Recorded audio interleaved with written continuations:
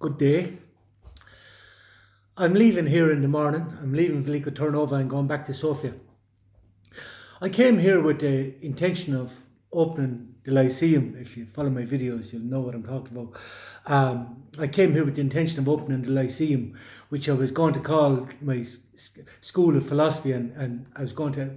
Wouldn't have a gym at the moment, but I was going to open a ladies' gym in time. But we have a good gym here anyway, so I was going to do philosophy and bodybuilding, but things didn't work out, I suppose. Just things didn't work out. A misjudgment of character on my part was the first hurdle. But that's on me. I've no one to blame for that, only myself.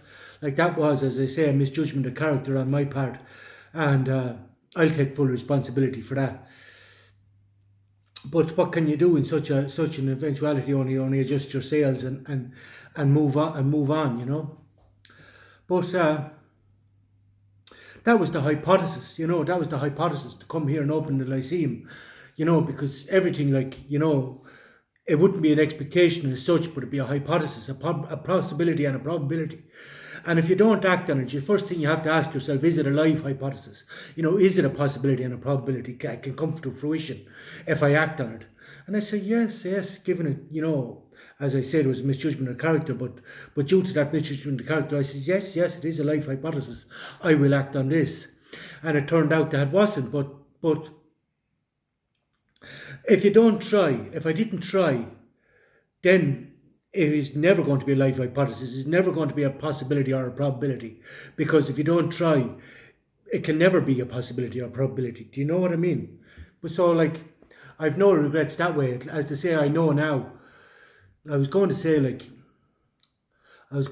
then so hot here now as well, so hot, it's 37 degrees today. So I have to question the viability of a golf course, I don't like walking around in that heat, and maybe nobody else likes walking around in that heat. But yeah, at the same time, Trump is well able to play golf in Florida, and that's surely as hot. You know what I mean? They have a golf course in Florida, and Trump is well able to do his business on that. So, but I'll think about it. I was going to say I'd never come back here again, but the manager here asked me would I come back and do a week at the end of August if I'm needed, and I said, yeah. Even though I said I was never going to set foot here again, I said this dream is over. This is over now. I'm moving on past this. I'm never setting foot in Velico Turnova again. That's it's a tragedy to say the dream is over, as they say. But then he asked me would I come back and do a week here at the end of August, and if necessary, if another volunteer, if he doesn't get another volunteer, I says I will, no problem. You know what I mean? I will, no problem, because he's been very good to me.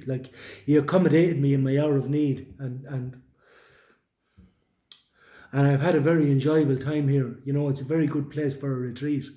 I've had lots of time. I've read The Goldfinch, which is a book by Donna Tartt, and that was really, really good, really, really good. I wrote about it in Philosophical Thoughts. But, a Facebook post wouldn't in any way do it justice. A fantastic book. I feel like I lived somebody else's life. I lived 26 years of somebody else's life in about 4 days.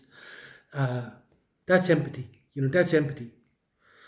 And that was fantastic. It was an amazing, that was do you ever see Beauty and the Beast? I love Beauty and the Beast. That's one of my favourite Disney films.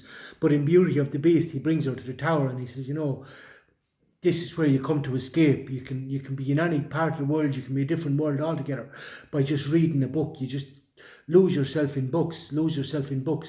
As they say, I think with Cicero said, all I need is a garden and a library and I'm sorted.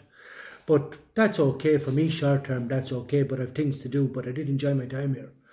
I did sit in the garden and enjoy the sun and enjoy my reading. And then I binge watched Boardwalk Empire. I binge watched Boardwalk Empire. And that was fantastic, really, really fantastic. I'll talk about Boardwalk Empire in a minute. I want to talk about the Lyceum first. Yeah, but I suppose it's sort of understandable, that people didn't want to come here, Flights are expensive. 3 months accommodation would be expensive. And then they have to buy their food as well, they have to buy their food as well. You wouldn't have had to feed me because, despite my circumstances, I'm self-sustainable in that regard. I haven't died yet, I've been able to sustain myself thus far, so I wouldn't be relying on anybody else to feed me. But I suppose, like, it's a matter of values, isn't it? It's all about values. I remember, I remember I was in Penny's one day, and there was a traveller chap in it, and his girlfriend or his sister. How would I be to know which it would be? We're saying to him, we're trying to encourage him to buy a new pair of shoes, and he says, "Ah, yeah, but if I buy the shoes, I won't have the money." And I said to him, I never expected to hear such profound philosophy in Pennies, like, an evaluation of his values. Shoes are money, but I suppose it depends on what you value most. But money has no intrinsic value. It's only as good as whatever you use it for. That's only as good as money is. I suppose some people like to have it in their bank account and smile in at the numbers. The numbers make them feel good. But as I say, it's all about values. You know what I mean? But for me, money has no value, only for what I can use it for. But there's no intrinsic value. Actually, money, despite doesn't matter how money has no intrinsic value. It's extrinsically linked to everything else. Other people's evaluation of it, what you can spend it on. How much you can get for it. It's only has an extrinsic value. Like, but I I personally rather things with intrinsic value, but no matter. That's my values. I'm not saying she's no gold digger. I ain't saying she's a gold digger. I'm saying, but she ain't messing with no broke nigger. And this is but I'll tell you the truth, I'd rather meet someone when I have absolutely nothing, because then I have intrinsic value, not just extrinsic value that be extrinsically linked to my wealth, to my money, or whatever it is, or whatever purpose I'd serve due to whatever money I had. Because when the money's gone, as you can see from Boardwalk Empire, they're gone. You know what I mean? The money comes and goes, money comes and goes. Boardwalk Empire was absolutely fucking, but like really brilliant, because again I lost myself in this. It was when you look at these things analytically, uh, and with empathy, I could identify with each and every character, and then it's like having the view from above, because you're privy to insights that them as characters in themselves would not be privy to. You would have more empathy to say, because you'd have a background story to the character. You would see what what circumstances caused this character to be the way they are. You can see what drives people, what motivates people. Great insight into human nature. The lust, the greed, the ambition, all the things that motivate people. This is causality. Like, that's when I said to the universe, "What the fuck is this about? Why did you even bring me here?" The universe's answer is causality, Dave. Causality. Those spoke Zarathustra, but I said, "What's the point?" But it has a point. As I say, I got to read the Goldfinch, and I got to watch Boardwalk Empire, and I wrote some marvelous philosophy in philosophical thoughts as well. And I always say, when the philosophy is good, life is good. But what can one do? Only stay pushing towards their goal, towards the end goal. And you have to ask yourself, was it conducive to the goal? Was it conducive to the goal? And the reality is, yes, it was. Yes, it was. I can only focus on what is within my control. I can only do my role to the best of my ability, which, like, there were several propositions made to me, like, in regard to making money, but that would just be, for me, that would be just a distraction from the end goal. Like, that's why I said money is a preferred indifferent to me. It's not important to me, because, like, if I went and got a job, some stupid call center, which to me is just a poverty trap. I'm not going into that. But if I got a job in a call center, or I offered these jobs, online, this is just consumption of my time, which is the most precious thing we have. And this would take from my like, I'm like a I set these sights on the target, and it's lock and load. I will not I'll hold my line. Like, I'm not going to be you know I'm not going to be distracted from my purpose, from my goal, like, from my and that's all. Like, I'm getting on just fine, and I think I'm going well. But I do what is within my control, and the rest, then, as I say, is not up to me. But I'm still 100% confident that I'll do what I'm supposed to do. Well, I've told you that several times what that is.